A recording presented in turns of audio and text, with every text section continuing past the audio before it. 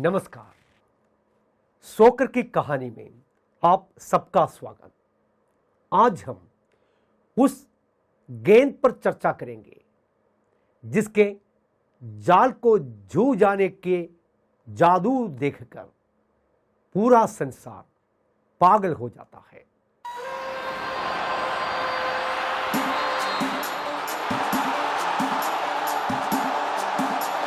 Oh, look at that! That is absolutely astonishing.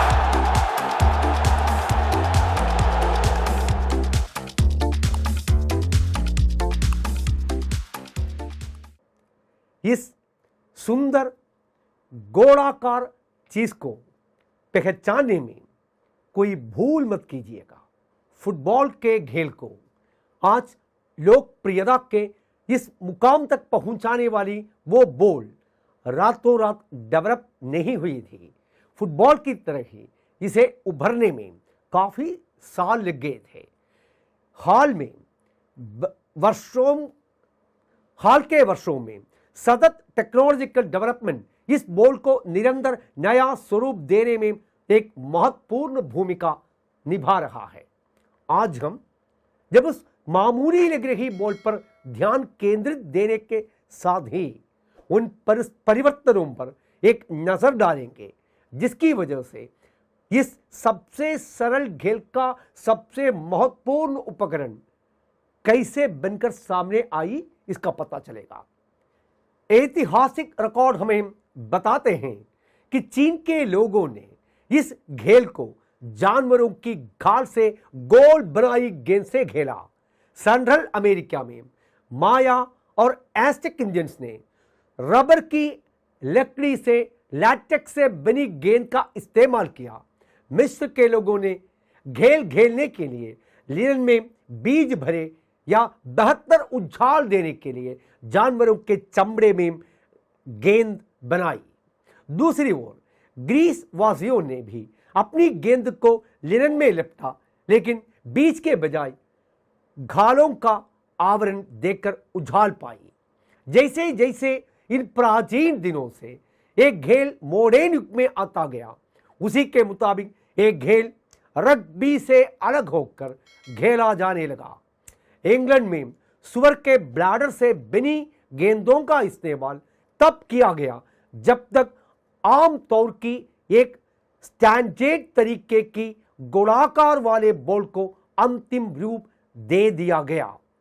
यह अब सोचकर भी विचित्र लगता है कि एक खेल कैसे एक विशिष्ट बर जैसी आकृति वाले सुअर के ब्लैडर की मदद से घेरा जाता होगा। जो भी हो, विभिन्न आकार या शक्ल में आने वाले इन्हीं पिक के ब्लैडर की वजह से खेल के वास्तविक डेवलपमेंट में मदद मिली। आमूनन यह सोचने का विषय है कि ब्लैडर के आकार वाली गेंद किक मारे जाने पर किस तरह का पात्र लेती होगी, क्योंकि वो आकार और प्रकार अक्सर तय सकता है कि जब किक होता है या फेंका जाता है या हेड किया जाता है तो ये खेल की सभी सामान्य विशेषताओं को कैसे अफेक्ट करता है। अंततः इस समस्या का समाधान 1862 में निकला जब रिचर्ड लिंडन ने इसके अंदर रबर की इनर ट्यूब पेश की। यह विशेष रूप से संयोग या आवश्यकता से पैदा हुई। वो स्थिति ऐसी थी कि इनर ट्यूब दुनिया के सामने आई। पिक के ब्लैडर को भुलाकर बॉल बनाने में लिंडन को अपनी पत्नी की मदद मिलती थी और उनकी अचानक मृत्यु के बाद उन्हें दूसरे विकल्पों को तलाशने में मजबूर होना पड़ा। उनकी मृत्यु ब्लैडर फुलाने में सुअर में होने वाली बीमारी या इन्फेक्शन की वजह होने की अधिक संभावना रही थी। इसके बाद दूसरे समाधान की तलाश लिंडन ने पाया कि गेंद बनाने के लिए भारतीय रबर का उपयोग करने से उसकी समस्या हल हो जाएगी। लेकिन उस रबर को मुंह से फुलाने में बड़ी परेशानी था और इसलिए लिंडन एक बार फिर पहले बॉल पंप का आविष्कार करने में जुट गए और जल्दी ही उसमें उनको सफलता भी मिली।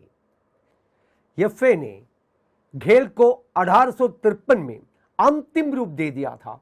जब इसने अपने नियमों का पहला सेट प्रकाशित किया तो इसमें गेंद के आकार या प्रकार के बारे में कोई साफ निर्देश नहीं था। इसमें केवल 1872 के संशोधित नियमों को शामिल किया गया था और पहली बार गेंद से संबद्ध नियम तैयार हुए। यह वास्तव में दिलचस्प है कि नियमों के इस विशेष सेट में शामिल टेक्निकल गाइडेंस इतने वर्षों के दौरान समय की कसौटी पर बिल्कुल खरे उतरे हैं। बस एक अहम बदलाव बॉल के वजन के संबंध में हुआ था। अब मूल 13 से 15 आउंस के बदले यह 14 से 16 आउंस का होता है। दूसरी महत्वपूर्ण चीज जो आज पहले की तुलना में अलग है कि वो सामग्रियों में है जिसमें गेंद बनाए जाते हैं। वहां इसके लिए हमें टेक्नोलॉजी को फिर से धन्यवाद देना होगा। जब 1888 में मीटर कंपनी ने गेंदों का बड़ा पैमाने पर उत्पादन शुरू किया, उसने इस सुनिश्चित करने के लिए भारी चमड़े का इस्तेमाल किया था कि गेंद अपना आकार बनाए रहे। एक और क्रांति तब हुई जब 20वीं शताब्दी की शुरुआत में मजबूत रबर से बने बॉल के अंदरूनी ब्लैडर ऐसे बने जो बहुत अधिक दबाव का सामना कर सकते थे। गेंद का आवरण तब 3 स्प्रिंट के 6 पैनलों से बना था। सिलाई एक तरफ तक सीमित थी। एकरूपता के कारणों के लिए तैयार उत्पाद अधिक बार गहरे भूरे रंग में रंग का नहीं होता था। वैसे तो कुछ समस्याएं अभी भी बनी हुई थी। यह किक लात मारने के लिए अच्छा था, लेकिन सिलाई और चमड़े से पानी को सोख लेने की वजह से इसका भार इतना बढ़ जाता था कि खिलाड़ियों को हेडर मारने में काफी परेशानी होती थी। जैसा कि हम आज जानते हैं, बॉल के डेवलपमेंट को भले ही परफेक्ट कहा जाए, लेकिन उसे अभी भी इस मुकाम तक पहुंचा हुआ नहीं कहा जा सकता था। सेकेंड वर्ल्ड वॉर की वजह से न चाहते हुए भी इस ब्लू रिबन इवेंट के तीसरे एडिशन को रद्द करने पर मजबूर होना पड़ा। लेकिन इस दौरान गेंद को लेकर मिली एक बड़ी सफलता ने इसे डेवलप करने का रास्ता निकाल लिया। आउटर कास्टिंग और अंदर के ब्लैडर के बीच कुछ ऐसी सामग्री डाली गई जिससे बॉल को बहुत अधिक कुशनिंग मिली और इससे वो भी सुरक्षित हुआ कि गेंद लंबे समय तक आसानी से अपना आकार बनाए रख सकती थी। इसी समय के दौरान एक और बदलाव भी लाया गया था जिससे गेंद के रंग को एक नया रूप दे दिया। दर्शकों की बदलती और बढ़ती संख्या के बीच इनकी विजिबिलिटी बरकरार रखने के लिए इसकी सफेदी पर विशेष ध्यान दिया गया। ऐसा इसलिए किया गया क्योंकि मैच अब फ्लड लाइट में खेले जा रहे थे और स्नोफॉल होने पर भी खेले जाते थे। तब नारंगी गेंद के उपयोग को भी बढ़ावा मिला। इसके अलावा इसी समय बॉल और उसके प्रेशर को रोकने के क्षेत्र में क्रांतिकारी बदलाव आया। शुरुआती दिनों में एक सूती धागे या किसी अन्य सामग्री के सहारे गेंद को बांधते थे। वो क्रांति हुई वॉल्व के निर्माण के साथ जो बिना किसी दबाव के गेंद में हवा को रोकने में कामयाब हुआ। नया वॉल्व 1950 के वर्ल्ड कप में आधिकारिक गेंद का हिस्सा बना और तब से सिरिंज वॉल्व का फुटबॉल के साथ बना हुआ है। वर्ल्ड कप के शुरुआती दिनों में इसके मैचों के लिए इस्तेमाल की जाने वाली गेंद की बनावट में एक जैसी समानता नहीं होती थी। इसके बारे में एक एक सच्चाई काम ही लोगों को पता होगी कि 1930 में उरुग्वे में हुए पहले वर्ल्ड कप के फाइनल में सबको वो दिख रही थी। फाइनल में इस्तेमाल की जाने वाली गेंद के प्रकार पर कोई सहमति नहीं होने के बावजूद दोनों फाइनलिस्टों को बराबरी का मौका देने का निर्णय लिया गया।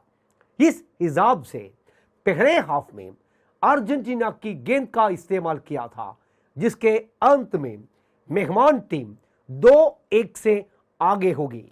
दूसरे हाफ में होस्ट उरुग्वे द्वारा अपनी गेंद के साथ मैदान में उतरने वाली थी।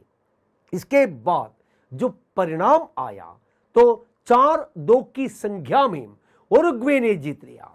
दर्शकों का विचार था कि अगर अर्जेंटीना की गेंद मैच के पूरे समय ले लिए होता तो मुकाम और होता। इसके बाद भी विभिन्न देशों ने आने वाले वर्षों में अलग अलग तरीके की गेंद के साथ खेलना जारी रखा, जिसने कई समस्याओं को जन्म दिया।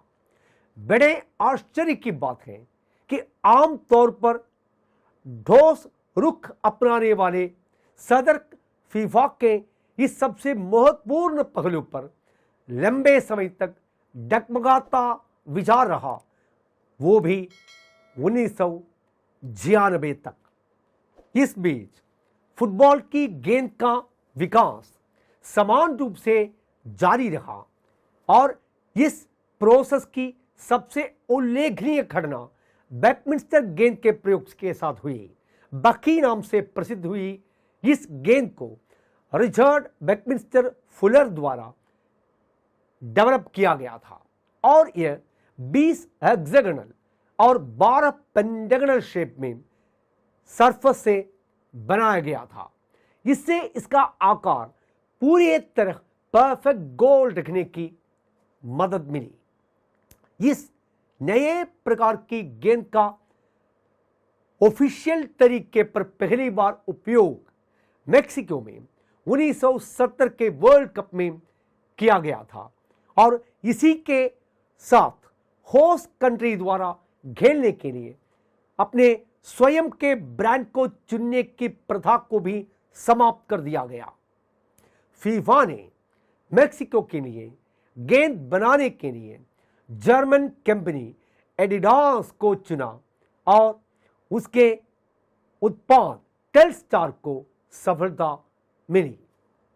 इसके अलावा पहली बार गेंद में सफेद के पास काले पैनल को इस तरह जोड़कर बनाया गया था जिससे खिलाड़ियों को पहचानने में मदद तो मिलती थी, साथ ही किक के बाद उसके घूमने की दिशा को भी आसानी से पहचाना जा सकता था। एडिडास 1970 के बाद आयोजित सभी वर्ल्ड कपों में गेंदों का आधिकारिक निर्माता बना रहा। 1982 के स्पेन में हुए वर्ल्ड कप के पहले गेंदों में पानी के रिसने को रोकने के प्रयास के तहत सीमा पर रबर जड़ा गया। 4 साल बाद जैसे ही टूर्नामेंट एक बार फिर मेक्सिको में आयोजित हुआ तो इस मर्तबा एक और बदलाव हुआ कि जब पहली बार चमड़े की गेंदों की जगह पॉलीयूरेथीन गेंदों का इस्तेमाल किया गया। 1998 में फ्रांस में हुए वर्ल्ड कप के साथ पहली बार इस खेल की गेंद रंगीन हुई, जब अब तक हमेशा प्रयोग में लाई गई आधिकारिक गेंद को सामान्य काले और सफेद रंग के अलावा अन्य रंग दिया गया। यहां पर नीले रंग को काले रंग की जगह दूसरे रंग के रूप में प्रयोग किया गया और साथ ही साथ एक छोटी मात्रा में लाल रंग को भी फ्रांसीसी राष्ट्रीय ध्वज तिरंगे जैसा देखने के लिए जगह दी गई। 2002 के वर्ल्ड कप के दो देश जापान और दक्षिण कोरिया सब मेजबान थे। इस आयोजन में पहली बार गेंद में गोल्डन रंग को भी जगह दी गई। यह गेंदों के डिजाइन में एक अभिनव स्वरूप को दर्शाने में सफल रहा। 2006 से प्रयोग में लाए गए बॉल टिंगस्ट में भी डिजाइन का बदलाव किया गया था। इसमें गेंद को परंपरागत 32 के बजाय केवल 14 पैनलों से बनाया गया था। इससे खिलाड़ियों को उस पर अधिक नियंत्रण तो मिला ही साथ उसे पहले से कहीं अधिक पूरी तरह से गोलाकार देने में सफलता भी मिली। पैनल दिलचस्प रूप में इससे पहले सिले जाने के बजाय ढाले गए थे। दक्षिण अफ्रीका के वर्ल्ड कप के दौरान की जबरानी गेंद के निर्माण में पैनलों की संख्या में नाटकीय गिरावट लाकर इस 14 से सीधे 8 कर दिया गया। हालांकि इसे आयोजित अपेक्षित सराहना नहीं मिली। 2014 में इस्तेमाल किए गए ब्रेस्का में पैनलों की संख्या में इस बार 6 तक की और कमी आई थी, जबकि एडिडास ने 2018 के लिए अपने पहले क्लासिक टेलस्टार के शोध जो टेलस्टार 18 नाम से दिया था। कतर में इस साल के अंत में एडिडास अल रिहा नामक गेंद को पेश करने के लिए पूरी तरह तैयार है, जो इस साल 21 नवंबर से 18 दिसंबर तक होने वाले मैचों की दिशा और दशा तय करेंगे। जो भी हो, यह तय है कि आने वाले वर्षों में 72 गेंदों का उत्पादन करने वाले नए डिजाइनर गेंद की उम्मीद कर सकते हैं। इसका अर्थ है कि सुअर के ब्लैडर के मोटे चमड़े से शुरू हुआ फुटबॉल की गेंद का यह सफर सिंथेटिक सतह वाली गेंदों तक की लंबी यात्रा तय करने में जल्दी ही समाप्त होने वाला नहीं है। गेंद की इस कहानी से अलविदा, नमस्कार।